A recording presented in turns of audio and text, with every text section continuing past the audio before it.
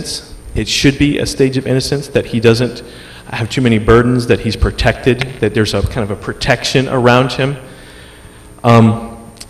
It's not just the stage of he does whatever he wants. It's the stage where he starts to learn obedience. And we were just talking about this today at our house, that I think in obedience and in rules, there is security there, that a child often will push the boundaries just to know where the boundaries are. I think you probably have heard that concept before, that he'll look, he'll test, and that gives him a sense of protection, okay? So those are some of the characteristics. Does anybody have a question or anything to add on this, on characteristics of the beloved son, or what you think it could be? Yeah, sure, Julie. Question. Uh-huh.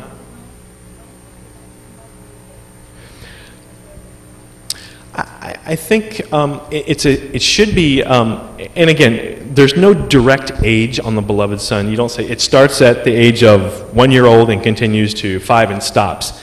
It's not that cut and dry. It's not that concrete. But I think that there is, and Eldridge writes about this, that there's a sense that there shouldn't be a lot of the parental pressure necessarily, that the kid should be protected from that. It should be a time of freedom and a time without worry as much as possible. That's kind of what I mean by innocence. It's a time of protection from certain sins, from the world.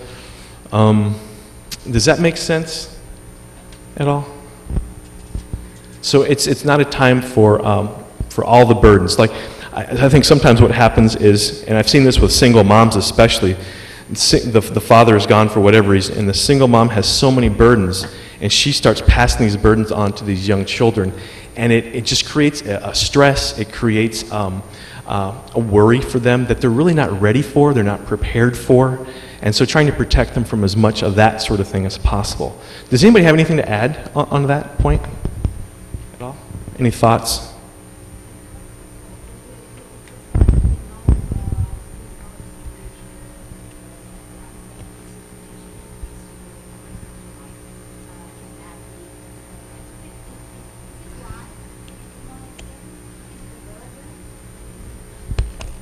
The question, if I understand it right, all the things in the world, like the kidnappings or terrible things that happen to other kids, should your kids be aware of that? And I would like to throw that question back to you. What are some thoughts on that?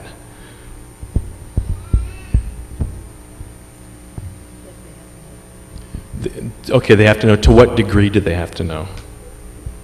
Would you say? Just depends on their age. Yeah. That's going to take a lot of wisdom. I think they need to know. I mean, in this day and age, in a sense, this is different, and this could be one of the. We'll think about ways that this model of the masculine journey may or may not be appropriate. I think there's a sense in of the journey as being something where kids can kind of play free. And when I was a kid, I ran loose. I didn't worry. My friends, we just took off. I don't think you can do that as much, and so you have to talk to them about safety issues and staying away from strangers. Things like that are common sense. I guess I was thinking more of relational strife and things like that. But good question. Good question. Yeah, Monique.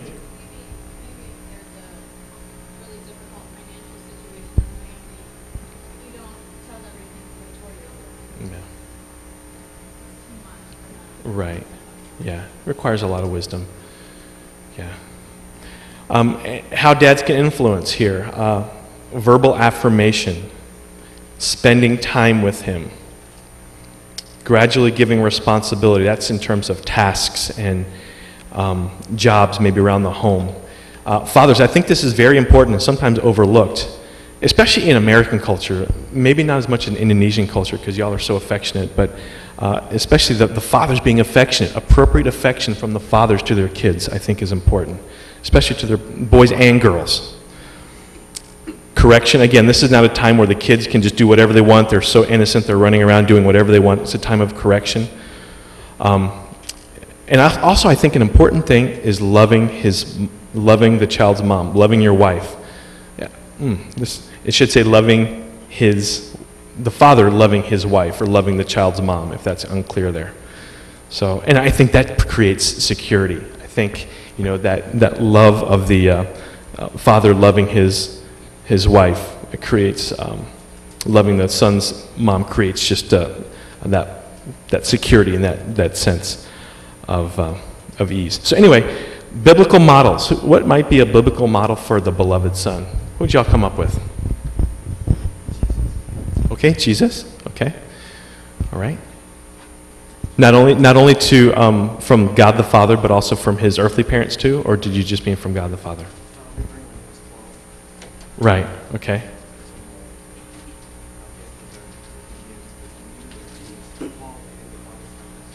Right. Okay. Okay. Good. Thank you. Joseph. Okay. Can you elaborate on that a little bit?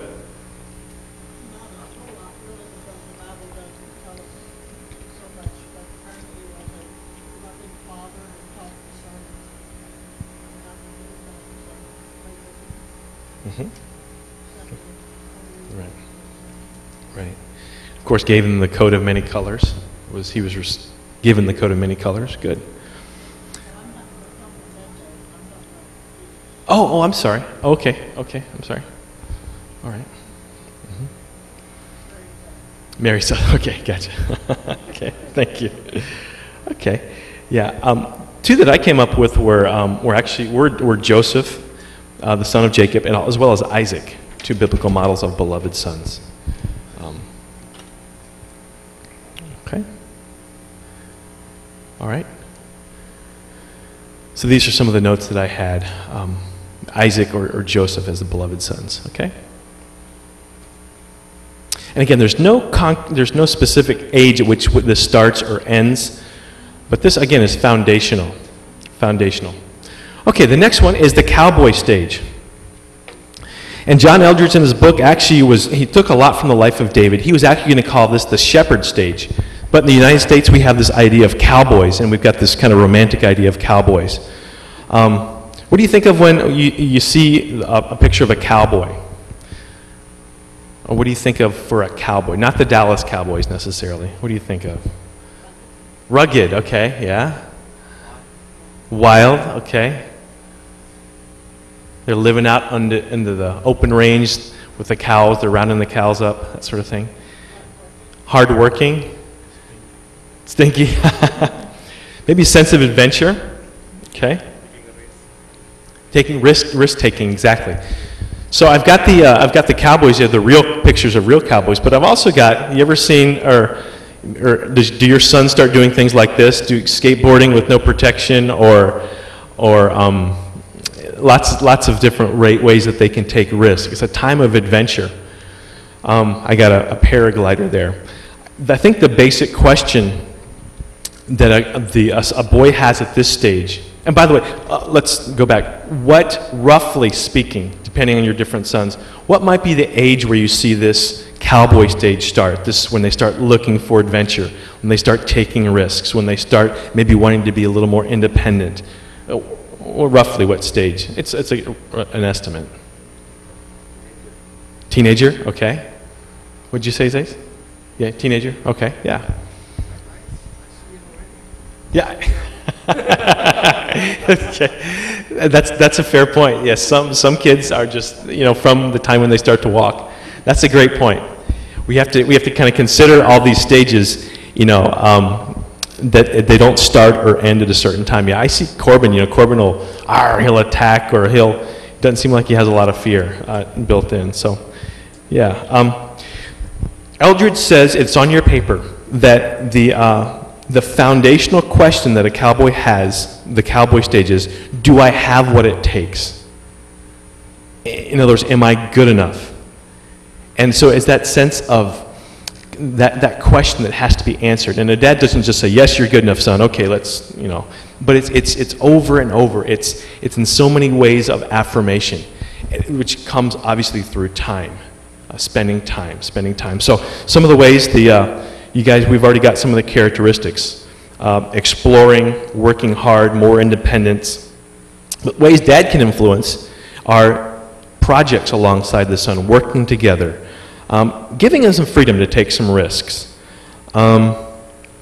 continuing to spend time with him and telling him he has what it takes, he can do it, he can succeed.